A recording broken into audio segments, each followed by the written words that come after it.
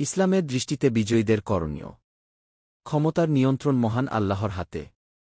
তিনি যাকে খুশি তাকে ক্ষমতা দান করেন। সুতরাং যারা কোনোভাবে বিজয়ী বা ক্ষমতাসীন হয় তাদের উচিত মহান আল্লাহর নির্দেশনা মান্য করা, যেন জনকল্যাণ ও সুশাসন নিশ্চিত করা সম্ভব হয়। আল্লাহর বিধান অনিবার্য। মুমিনের জন্য দেশ পরিচালনায় মহান আল্লাহর নির্দেশ মান্য করা আবশ্যক। ইরশাদ হয়েছে, আল্লাহ যা অবতীর্ণ করেছেন সে অনুসারে যারা বিধান দেয় না তারাই অবিশ্বাসী। সূরা মাইদা আয়াত ৪। বিজয়ী দলের করণীয়। কোরআন ও হাদিসের আলোকে বিজয়ী দলের কিছু করণীয় তুলে ধরা হল। ১. দায়িত্বকে আমানত মনে করা। দেশ পরিচালনার যে দায়িত্ব তাদের উপর অর্পিত হয়েছে বিজয়ী দল তাকে আমানত মনে করবে। আবু যর রাদিয়াল্লাহু আনহু বলেন, আমি আবেদন করলাম, হে আল্লাহর রাসূল, আপনি কি আমাকে প্রশাসক পদ প্রদান করবেন? বর্ণনাকারী বলেন, তিনি তখন তার হাত দিয়ে আমার কাঁধে আঘাত করে বললেন, হে আবু যর, তুমি দুর্বল অথচ এটি হচ্ছে একটি আমানত। আর কিয়ামতের দিন এটা হবে লাঞ্ছনা ও অনুশোচনা। তবে যে এর হক সম্পূর্ণ আদায় করবে তার কথা ভিন্ন। সহিহ মুসলিম হাদিস ৪৬১৩। ২. দেশের কল্যাণে কাজ করা। আল্লাহ যাদের বিজয়ী করেছেন তাদের উচিত দেশ ও জাতির কল্যাণে কাজ করা। এটাই একজন আদর্শ নেতার বৈশিষ্ট্য। রাসূলুল্লাহ সাল্লাল্লাহু আলাইহি ওয়াসাল্লাম বলেন, এমন আমির বা নেতা যার উপর মুসলিমদের শাসনক্ষমতা অর্পিত হয় অথচ এরপর সে তাদের কল্যাণ সাধনে চেষ্টা না করে বা তাদের মঙ্গল কামনা না করে, আল্লাহ তাকে তাদের সঙ্গে জান্নাতে প্রবেশ করাবেন না। সহিহ মুসলিম হাদিস ৪৬২৭। ৩. জনকল্যাণ নিশ্চিত করা। আবু মারিয়াম আজদি রাদিয়াল্লাহু আনহু বলেন, আমি মুয়াবিয়া রাদিয়াল্লাহু আনহু এর কাছে গেলে তিনি বলেন, হে অমুক, আমার কাছে আপনার আগমন সুস্বাগতম। এটা আরবদের বাকরীতি। আমি বললাম, আমি একটি হাদিস শুনেছি যা আপনাকে জানাব। আমি রাসূলুল্লাহ সাল্লাল্লাহু আলাইহি ওয়াসাল্লামকে বলতে শুনেছি, আল্লাহ কোনো ব্যক্তিকে মুসলিমদের কোনো দায়িত্বে নিয়োগ করলে যদি সে তাদের প্রয়োজন পূরণ ও অভাবের সময় দূরে আড়ালে থাকে তখন মহান আল্লাহ তার প্রয়োজন পূরণ ও অভাবন্টন দূর করা হতে দূরে থাকবেন। অতঃপর মুয়াবিয়া রাদিয়াল্লাহু আনহু জনসাধারণের প্রয়োজন পূরণের জন্য এক ব্যক্তিকে নিয়োগ দেন। সুনানে আবি দাউদ হাদিস ২৯৪৮।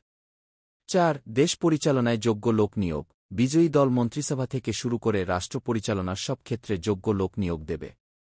রাসূলুল্লাহ সাল্লাল্লাহু আলাইহি ওয়াসাল্লাম বলেন, যে ব্যক্তি কোনো দল থেকে কোনো ব্যক্তিকে কর্মী হিসেবে নিয়োগ দিল অথচ সে দলে নিয়োগপ্রাপ্ত ব্যক্তির চেয়ে আল্লাহর অধিক প্রিয় ব্যক্তি ছিল, সে আল্লাহ, তার রাসূল ও মুমিনদের সঙ্গে বিশ্বাস ভঙ্গ করল। আত-তারগিব ওয়াত তারহিব ৩১৯৩। ৫. পক্ষপাতমূলক আচরণ পরিহার। বিজয়ী দল দেশ পরিচালনার ক্ষেত্রে পক্ষপাতমূলক আচরণ পরিহার করবে, এমনকি রাজনৈতিক প্রতিপক্ষের ব্যাপারেও। রাসূলুল্লাহ সাল্লাল্লাহু আলাইহি ওয়াসাল্লাম বলেন, যে ব্যক্তি মুসলমানদের কোনো বিষয়ে দায়িত্বপ্রাপ্ত হল অতঃপর তাদের উপর কাউকে পক্ষপাতমূলকভাবে নিয়োগ দেয়, তার প্রতি আল্লাহর অভিশাপ। আল্লাহ তার থেকে কোনো দান ও ন্যায়বিচার গ্রহণ করবেন না এবং তাকে জাহান্নামে প্রবেশ করাবেন। আত-তারগিব ওয়াত তারহিব ৩১৯৩। ৬. আইনের শাসন প্রতিষ্ঠা। সুশাসন প্রতিষ্ঠার অন্যতম শর্ত আইনের শাসন প্রতিষ্ঠা। পবিত্র কোরআনে আল্লাহ ন্যায়বিচার ও আইনের শাসন প্রতিষ্ঠার নির্দেশ দিয়েছেন। ইরশাদ হয়েছে, নিশ্চয়ই আল্লাহ তোমাদেরকে নির্দেশ দিচ্ছেন আমানত তার হকদারকে প্রত্যর্পণ করতে। তোমরা যখন মানুষের মধ্যে বিচারকার্য পরিচালনা করবে তখন ন্যায়পরায়ণতার সঙ্গে বিচার করবে। সূরা নিসা আয়াত ৫-৮।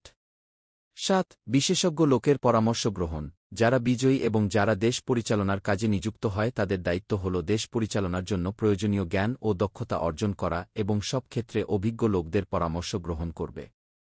নিম্নোক্ত আয়াত থেকে যেমনটি ধারণা পাওয়া যায়। ইরশাদ হয়েছে, ইউসুফ বলল, আমাকে দেশের ধনভাণ্ডারের উপর কর্তৃত্ব প্রদান করুন। আমি উত্তম রক্ষক, সুবিজ্ঞ। সূরা ইউসুফ আয়াত ৫-৫। ৮. সত্য আড়াল না করা। বিজয়ী দল দেশ পরিচালনার সময় দেশের প্রকৃত অবস্থা মানুষ থেকে আড়াল করবে না, বরং সত্য তুলে ধরবে, যেন তারা আত্মরক্ষার সুযোগ পায় এবং সরকারকে সহযোগিতা করতে পারে।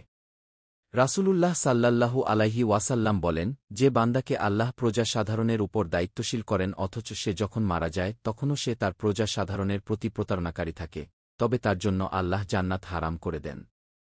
সহিহ মুসলিম হাদিস ৪৬২৩। ৯. পরকালীন জবাবদিহিকে ভয় করা। বিজয়ী দল দেশ পরিচালনার ক্ষেত্রে পরকালীন জবাবদিহিকে ভয় করবে। কেননা রাসূলুল্লাহ সাল্লাল্লাহু আলাইহি ওয়াসাল্লাম বলেছেন, তোমাদের প্রত্যেকেই একজন দায়িত্ববান এবং প্রত্যেকেই তার অধীনদের সম্পর্কে জিজ্ঞাসিত হবে। নেতা তার অধীনদের ব্যাপারে দায়িত্ববান এবং সে তাদের সম্পর্কে জিজ্ঞাসিত হবে। সহিহ মুসলিম হাদিস 4618 10 আল্লাহর প্রতিনিধি হিসেবে শাসন করা। মানুষ পৃথিবীতে মহান আল্লাহর প্রতিনিধি। সুতরাং প্রত্যেকে নিজ নিজ দায়িত্ব পালনে প্রতিনিধিত্বের স্বাক্ষর রাখবে। ঈর্ষাদ হয়েছে, স্মরণ করো, যখন তোমার প্রতিপালক ফেরেশতাদের বললেন, আমি পৃথিবীতে প্রতিনিধি সৃষ্টি করছি। সূরা বাকারাহ আয়াত 30। সুশাসনের সুফল। খলিফা ওমর ইবনুল আব্দুল আজিজ রহমাতুল্লাহ আলাইহি এর প্রতি হাসান বসরি রহমাতুল্লাহ আলাইহি এর ঐতিহাসিক অসিয়ত থেকে সুশাসনের সুফল ও আদর্শ শাসকের গুণাবলী জানা যায়।